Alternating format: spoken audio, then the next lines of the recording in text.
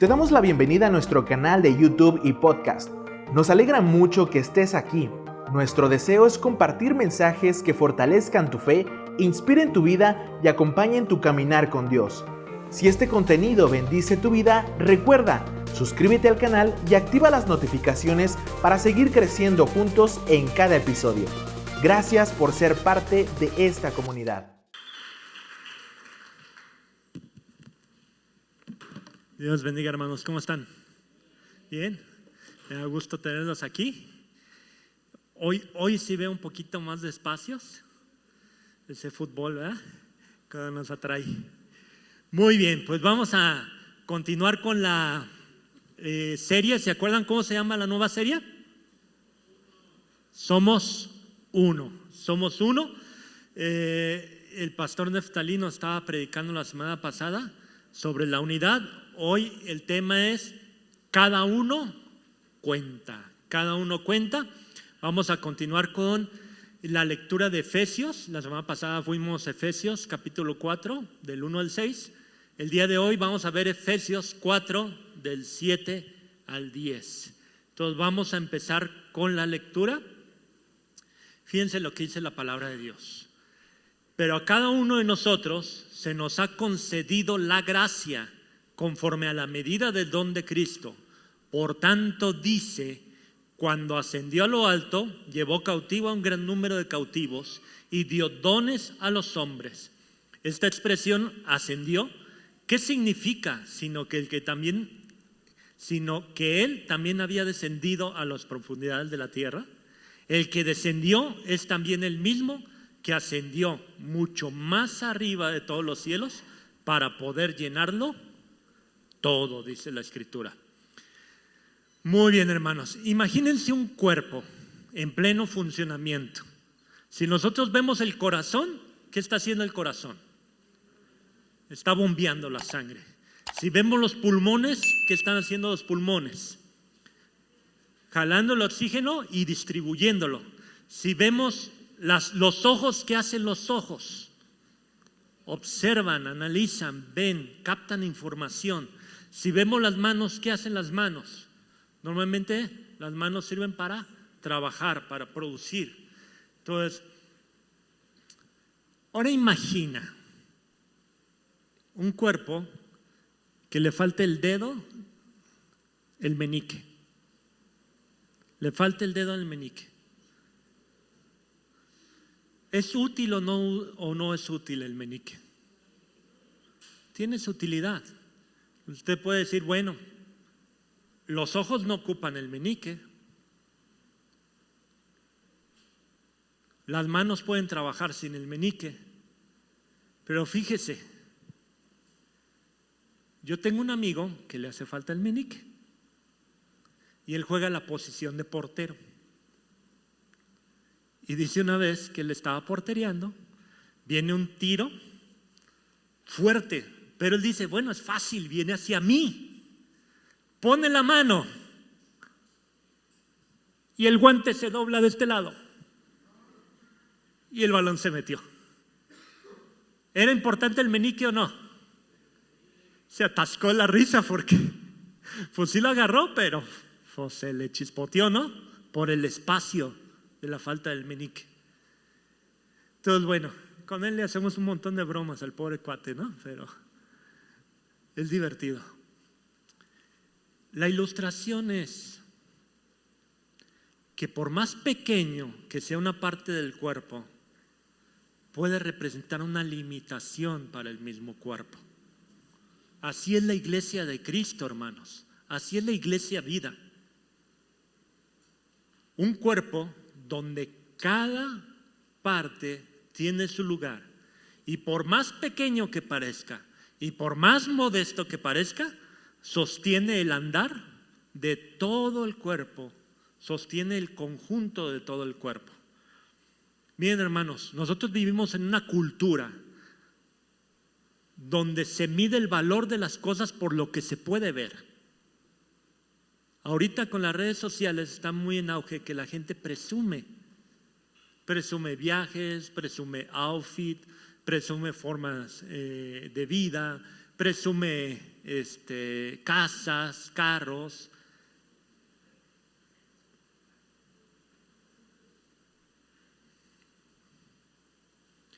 Y esto se ha permeado en la iglesia. ¿Cuáles son los ministerios que más llaman la atención, hermanos? Los que se ven.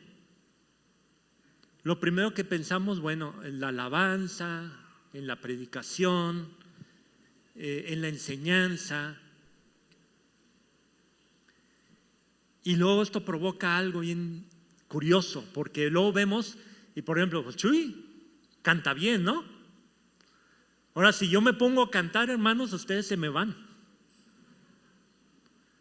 Y mucho tiempo a mí me frustró esto, que yo desentono al cantar. Logro afinarme, pero desentono al cantar. Y digo logro afinarme, porque a veces ni eso. Y era frustrante para mí. Y a veces uno dice, bueno, mi función es tan pequeña, tan insignificante dentro de la iglesia, que quizás no vale la pena ni mencionarlo, ¿no? En este texto de Efesios 4, del 7 al 10, se contradice de raíz esta idea, hermanos.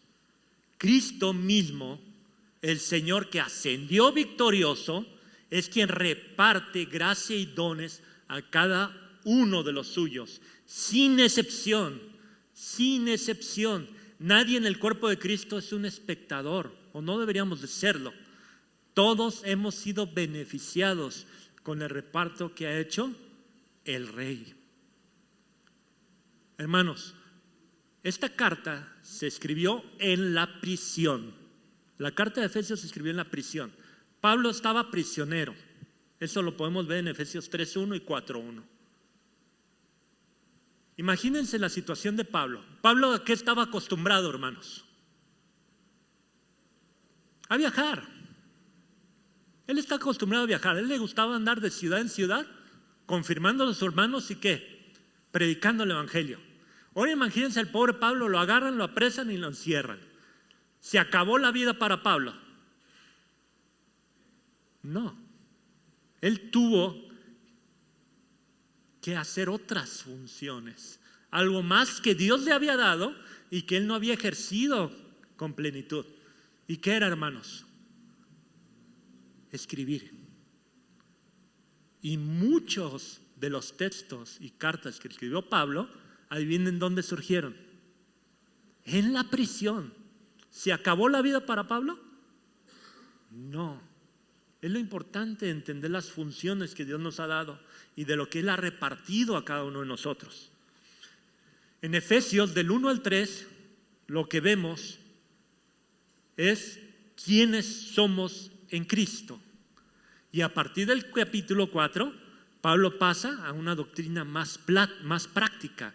Nosotros pues lo vimos en la semana pasada. ¿Se acuerdan de qué predicó el pastor Neftalí? Nos dijo que somos uno. Ahora, ¿qué significa ser uno? ¿Se acuerdan? ¿Ser los mismos? ¿Que todos hagamos lo mismo? No, eso se llama uniformidad. Y no, la iglesia no tiene por qué ser uniforme. Así como el cuerpo de Cristo tiene diferentes elementos con diferentes funciones, así es la iglesia. Amén. Somos uno en la diversidad, hermanos. Amén. Todos somos distintos. Dice lo que predicó el pastor Neftalí, al final nos dice que somos un cuerpo, un espíritu, un bautismo, una fe, un Dios y Padre de todos. Somos uno. Aquí lo que vamos a ver el día de hoy empieza con un pero, y es un giro deliberado que hace Pablo. ¿Para qué? Para tomar el concepto de la unidad del cuerpo de Cristo y orientarnos a lo que Dios hizo con esa unidad. Y es precisamente de esto lo que quiero hablar el día de hoy. Vamos al versículo 7, hermanos. El primer punto es el reparto de la gracia. ¿Quién repartió la gracia? Versículo 7 dice: pero a cada uno de nosotros se nos ha concedido la gracia conforme a la medida del don de Cristo. Venimos entonces de la idea de que somos uno. Todos somos uno. Pero aún así, dice, a cada uno de forma independiente, de forma individual, fuimos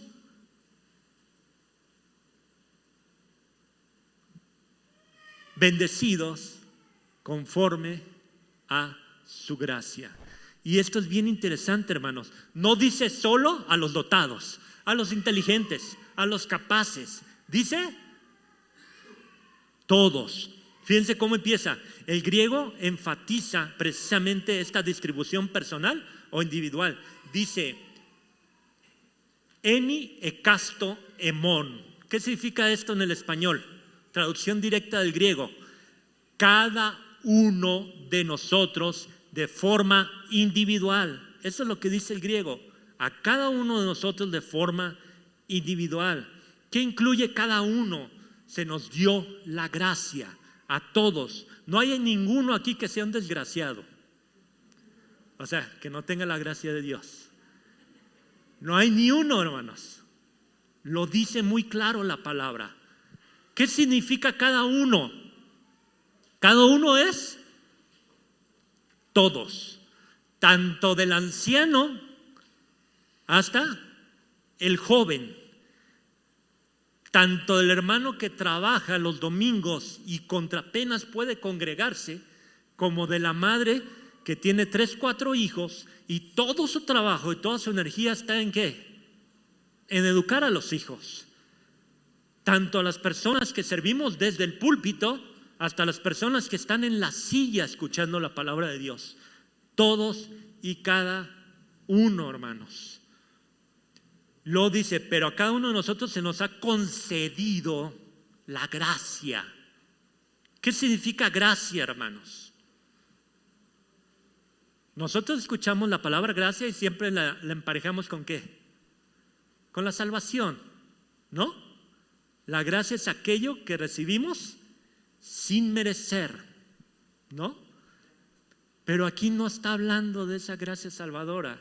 Está hablando de una gracia funcional, una gracia capacitadora, una gracia que nos da una función dentro del cuerpo de Cristo. Fíjense, pero a cada uno de nosotros se nos ha concedido la gracia conforme a la medida del don de Cristo. Hermanos, la palabra gracia, caris, es una variante de la palabra carisma, que significa regalo. Dios nos dio este regalo. Una gracia no solo de salvación, sino una gracia que nos equipa para dar de gracia lo que hemos recibido, para servir, hermanos. La gracia que te salvó es la misma gracia que te capacita para una tarea concreta. ¿Dentro de qué? Del cuerpo. Tenemos una función, hermanos, cada uno de nosotros, de forma individual. Y adivinen qué, dice el versículo 7, que esa gracia viene conforme a la medida del don de Cristo. Y esto es bien interesante. ¿Qué significa medida? Es una porción. Es decir, no hay arbitrariedad, no hay azar, no es un accidente. ¿Cuántos hemos visto el meme de que Dios está poniendo? No, dice que está creándonos y pone un chorrito de esto, un chorrito del otro y luego ¡pum!, se le cae el elemento completo, ¿no? Flojera, ¡pum!, se va todo. Y paciencia no nos da nada. No, hermanos, no es así. Cuando habla la medida, no es una lotería espiritual. Se trata de Jesús, el Rey de Reyes, que te conoce, que te formó, que te instruyó, que estuvo ahí, que te puso en esa familia donde estás, que te puso en esa sociedad donde estás, que creciste con esos amigos, que creciste con esos enemigos, que tuviste esos problemas de niño, que te formaron y te dieron carácter. Tú no eres un accidente. Desde que tú naciste, Dios permitió la formación de tu carácter y tu temperamento, con genética, con sociedad, con familia. Y así mismo Él te dio un don específico, medido para ti. No hay otro igual, es tuyo. No eres un accidente, no es algo al azar, es algo que Él repartió con propósito. Tú tienes propósito dentro del cuerpo de Cristo. Y hay que entender que esta idea desmantela dos errores que normalmente tenemos en la mente. El primero, creemos en el elitismo espiritual. ¿Qué es elitismo? Que solo algunos se benefician. Y hay esa creencia dentro de la iglesia. Pensamos que los dones visibles, los dones que importan, los dones pesados, solo le tocan ¿a quiénes? Algunos, a los chiqueados, ¿no? Y de repente pensamos que hay chiqueados de Dios dentro de la iglesia, ¿no? Y pensamos que predicar, enseñar, dirigir la alabanza es verdadero servicio de Dios. Y todo lo demás, hermanos, es algo miserable, es algo vago, es algo que no sirve. Y nos ha pasado a veces a los chicos del instituto, ¿no? Van y se presentan a las iglesias a servir y los quieren poner a lavar baños y ¿qué pasa? Se ofenden, no entienden que es parte del servicio de Dios. Creemos en el elitismo espiritual, en que hay una élite. Y luego tenemos una segunda idea errónea, la autoexclusión. Como yo no sé cantar, como yo no sé predicar, como yo no sé enseñar, como yo no soy carismático, entonces pienso que no tengo nada que ofrecer. Ambos errores nacen de una visión distorsionada de lo que la palabra nos ha dado. No se trata de que los demás te vean. No se trata de que la asignación divina fue equivocada. Pablo lo dice muy claro. La raíz de esta repartición de gracia es Cristo. Y Cristo lo dio conociéndote. Y Cristo te lo dio con un propósito. Y Cristo te lo dio para que lo desarrolles, hermano. Mire, en una filarmónica, cuando se reparten las partituras, ¿la partitura le toca lo mismo a todos? No. Imagínate el contrabajo tocando lo que le toca al violín. ¿Cómo se verá? Hay instrumentos que están hechos para la melodía. Hay instrumentos que están hechos para acompañar. La batería difícilmente le vas a dar una melodía. ¿Sí me explico? No es su propósito. No es su propósito. El Señor da propósito a cada uno de nosotros. ¿Qué hacemos con ese propósito? ¿Lo escondemos? Miren, yo tuve un amigo, se llamaba Alex. Él se convirtió a Cristo. Y cuando se convirtió a Cristo nos dimos cuenta que tenía cáncer en los huesos. Duró 1 año y partió con el Señor. Tuvo una vida muy corta.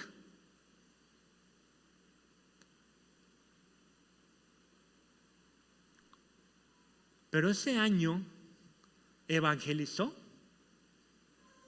con una pasión y con un amor tremendo. Todos los instrumentos son útiles delante de Dios. A veces menospreciamos el triángulo, ¿no? Vemos un cuate ahí todo trajeado, paradito, con un triángulo derechito. ¡Ting! Y es todo lo que hace toda la pieza, ¿no? Pero aún eso es importante en Dios. Alex era un triángulo. Tocó una nota. Pero ¿qué nota, señores? Todos tenemos propósitos. Amén. Segundo, ¿cuál es el fundamento del reparto, hermanos? Dice el versículo 8. Por tanto dice, cuando ascendió a lo alto, llevó cautivo un gran número de cautivos y dio dones a los hombres. Pablo está citando un salmo aquí. Es un salmo de guerra. ¿Cuál es la esencia de este salmo? La esencia de este salmo está tomando la figura de un rey que vuelve de la guerra victorioso. ¿Qué es lo que hace un rey? En Oriente, ¿qué hace un rey? Salía a la guerra, comandaba el ejército, vencía, tomaba cautivos, tomaba prisioneros, se los llevaba, él ascendía al trono una vez más, dejaba de ser el comandante de guerra y pasaba a ser otra vez el rey. Ascendía al trono y luego recibía la gloria por el triunfo. ¿Quién ha visto la película de Troya? Hay una escena donde Agamenón hace eso. Llega, conquista la playa de Troya, se sienta y empieza a recibir regalos y todo el mundo lo alaba por la victoria. Eso era lo normal. La figura que está en este versículo 8 es similar. Dice, por tanto, cuando ascendió a lo alto, cuando retomó el trono, llevó cautivo un gran número de cautivos. Dice, y dio dones a los hombres. Y aquí es donde es diferente, hermanos. Cristo Jesús ciertamente fue a la guerra. ¿Qué peleó, hermanos? Peleó la redención del universo, hermanos. Redimió a los hombres y redimió el universo a través de su sacrificio en la cruz. Amén. Venció al pecado, venció a la muerte, venció el dolor, venció la enfermedad, hermanos. Y tomó cautividad a cautividad todo eso y se lo llevó. Venció a Satanás. Pero hizo algo distinto, lo que no hace el resto de reyes. Agamenón se sentó y recibió las alabanzas y recibió premios por su gran victoria. Pero dice aquí Pablo que Jesucristo lo que hizo fue, dio dones a los hombres. Fue el rey, fue el que venció, el que dio los dones a los hombres.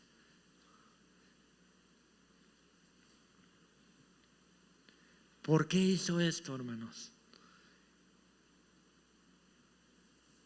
Jesús en este momento no te está siguiendo otro atributo, más que tú entiendas que Él te dio gracia y te dio dones y que tú los tienes que ejercer. Y eso es lo que le interesa ahorita a Cristo. Amén. Claro que lo alabamos, claro que lo adoramos, claro que le rendimos tributo, pero tienes que entender dónde está el corazón de Cristo actualmente. Él te dio y te repartió a ti dones para que los tengas escondidos, para que los tengas guardados, para que seas autocompasivo y digas, no, yo no sirvo para esto. No era ese sentido, amén. Vamos a leer el versículo 9. Esta expresión, ascendió, ¿qué significa? Sino que Él también había descendido a las profundidades de la tierra. ¿Qué es esto de ascendió? Descendió. Bueno, teólogos y opiniones hay muchas. Hay quien dice que descendió es simplemente llegó a la tierra, ¿no? Se vistió de hombre y no escatimó el ser igual a Dios como cosa que aferrarse, ¿no? Hay otros que dicen que no, que Él descendió a la muerte, al Hades, y conquistó en los infiernos lo que una vez había sido arrebatado. Y hay otras figuras, ¿no?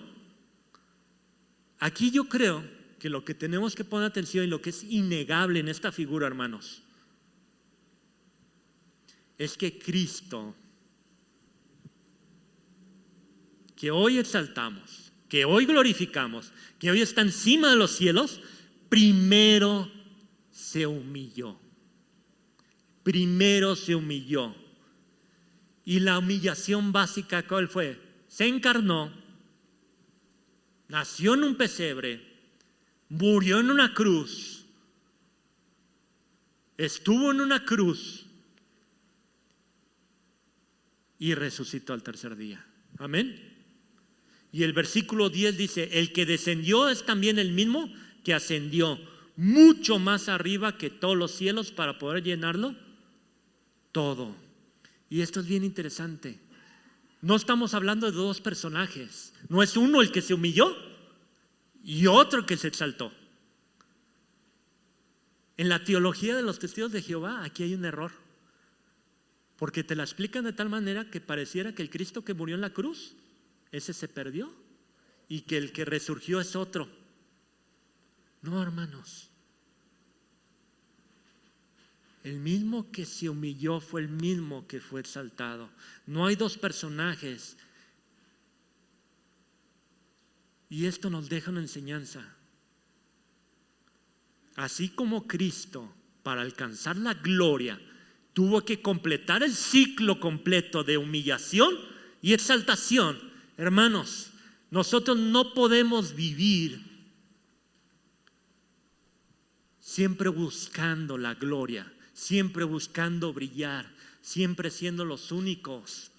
No, hermanos, la humillación es parte de la vida cristiana.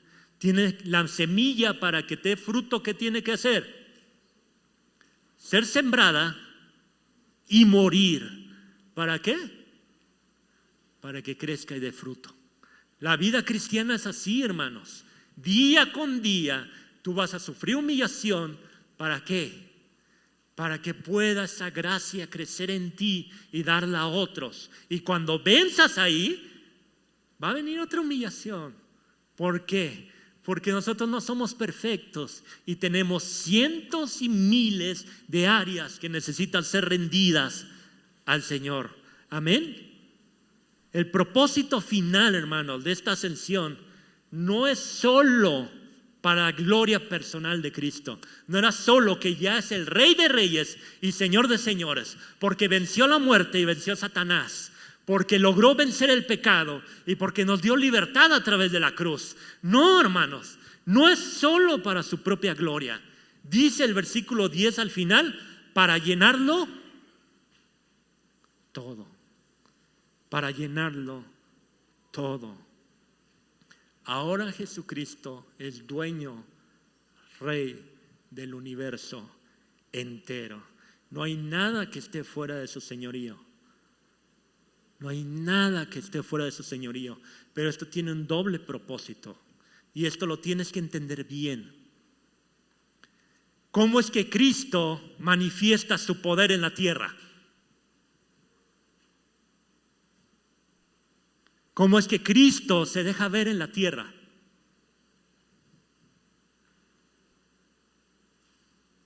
Lo hace a través de la iglesia. Eres tú el que tiene la responsabilidad. ¿Para qué crees que te dio la gracia? ¿Para qué repartió los dones? ¿Por qué lo hizo en la justa medida? ¿Por qué quería llenarlo todo? ¿Cómo va a llenarlo todo? Nos hace partícipes de eso. Es a través de la iglesia que Él toca las vidas, toca los corazones. Es a través de la iglesia que Él se manifiesta. Cuando la gente dice, oye, de ese Dios que tú me dices, yo lo quiero ver. Nos lavamos las manos y decimos, bueno, que Dios descienda y se manifieste. No, hermanos. La función de la iglesia es esa. Que reflejemos nosotros a Cristo. Que cuando la gente diga, yo quiero ver a Dios, tú puedes decir, aquí está. Veme a mí, Ve lo que Dios hizo en mí. No estamos hablando de ser perfectos ni de ser santos. Estamos hablando de su misericordia y su gracia en acción. Hermanos, mi suegro era un hombre mujeriego. Las mujeres las llevaba a la casa para que su esposa las alimentara. Mi esposa conocía a las amiguitas de mi suegro. Era cruel, era despiadado. Cristo lo tocó, Cristo lo salvó. Y ahorita es un hombre de oración, de estudio de la palabra, de santidad, que le pone ejemplo matrimonial al que le pongas enfrente.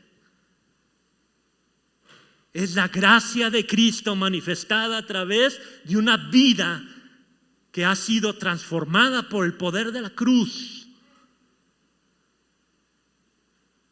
Esto es la iglesia, hermanos. Nosotros somos portadores de la luz, somos luz del mundo. Somos la sal de la tierra.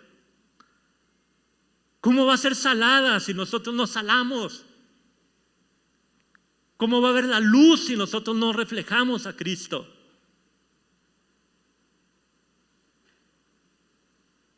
Una vez estaba un platero tallando la plata. Y media hora tallando la plata. Y mi amigo le decía: te vas a acabar el trapo, ¿no? ¿Por qué tallas? ¿Y sabes qué le dijo? Mira, Gabriel,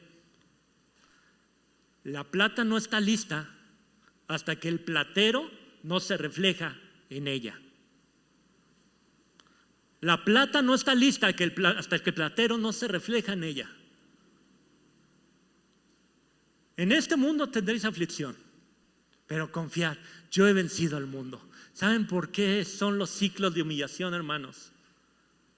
Porque Dios está tallándonos. Porque Él quiere algo. Él quiere que nosotros reflejemos a Cristo. Por eso repartió dones. Por eso nos dio gracia. Pero estamos tan atorados en un juego de orgullo. No queremos dejar. Es que me lastimó, ¿cómo lo voy a perdonar? Suéltalo, no se trata del perdón. Se trata de crecer en Cristo. Se trata del amor. Oye, pero es que así me gusta. Sí, te gusta, pero es más importante que crecer. Oye, pero es que tengo el temperamento bien cruzado. Ríndete. La respuesta a todo eso es: ríndete. Dios nos llamó a tomar nuestra cruz cada día.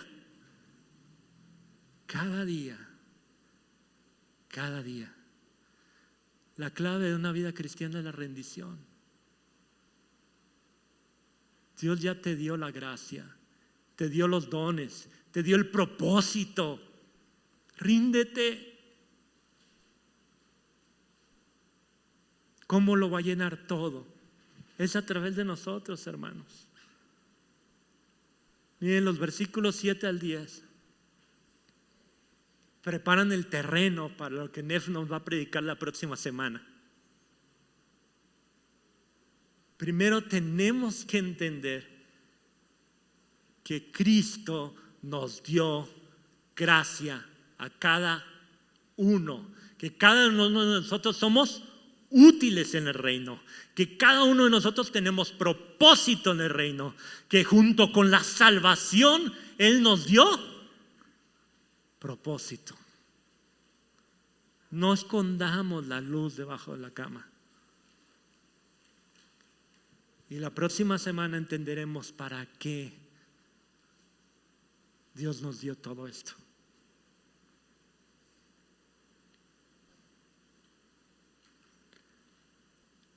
Aquí la pregunta correcta es: ¿tengo un don parecido al de fulanito, al de sotanito? ¿O tengo un don que sea visual? La pregunta correcta es, ¿estoy ejerciendo la gracia que Cristo mismo en su sabiduría y en su soberanía me dio? Hermanos, comparar dones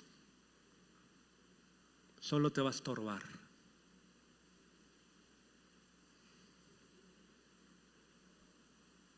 Comparar dones solo te va a estorbar. Hay una canción de Marcos Vidal, no sé si ustedes la han llegado a escuchar, pero dice que había un payasito y se la pasaba viendo a la gente que hacía piruetas en el aire y él quería hacer eso.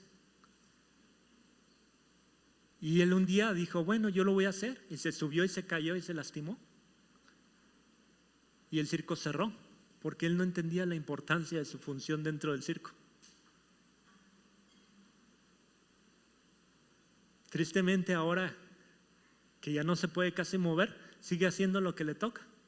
Hace reír a los niños ahí en el barrio. Y esa ilustración es muy real. Dios no nos llamó a todos a cantar o a predicar. Nos llamó a entender tu propósito en Él, a rendirte a Él y a obedecer. A eso te llamó Dios. Cristo, quiero que entiendas algo. Uno, Cristo venció la muerte, venció al enemigo, venció el pecado. La victoria está en Él. Si tú necesitas tomar la victoria en algún área de tu vida, ríndete a Él. Él ya venció. Apégate. Dice la Escritura que nosotros no podemos estar lejos del pámpano. Dice que nada podemos hacer si estamos lejos del pámpano. Tenemos que aferrarnos a Él. Segundo que tienes que entender, Él fue el que repartió los dones. No menosprecies lo que Dios te dio. No menosprecies lo que Dios te dio. Lo que Dios te dio es hermoso y es tuyo, y no tienes garantizada la vida en esta tierra. La semana pasada vimos como una familia, la familia de Pili, falleció en un accidente el domingo. En ese mismo accidente yo perdí a un compañero de la prepa junto a su esposa y su hijo de 3 años. Nadie tiene la vida comprada, hermanos. Es hoy, hermanos, hoy. Deja a un lado el orgullo, deja a un lado el dolor, deja a un lado el miedo, deja a un lado el autorrechazarte, deja a un lado el compararte. Entiende que Él nos dio gracia a todos. Hermanos, dentro de Iglesia Vida, cada uno cuenta, no por lo que la iglesia es. No es por lo que los pastores le dieron, es por lo que Cristo designó para tu vida. Tú tienes un propósito. Busca tu propósito, aférrate a tu propósito, conoce tu propósito, ríndete al Señor. Hermano, ¿cómo has estado midiendo tu valor? ¿Lo haces desde lo visual? ¿O lo haces desde la asignación que Cristo ya te dio? Hermano, ¿estás ejerciendo lo que Dios te dio? ¿O lo estás escondiendo porque no vale nada? ¿O porque crees que tú no vales nada? Hermano, hay alguien aquí dentro de la congregación que tú conoces, que tú ames, que digas, tengo que animarlo. Ese don que tienes, hermano, tengo que decírselo. Me ha ayudado, me ha bendecido.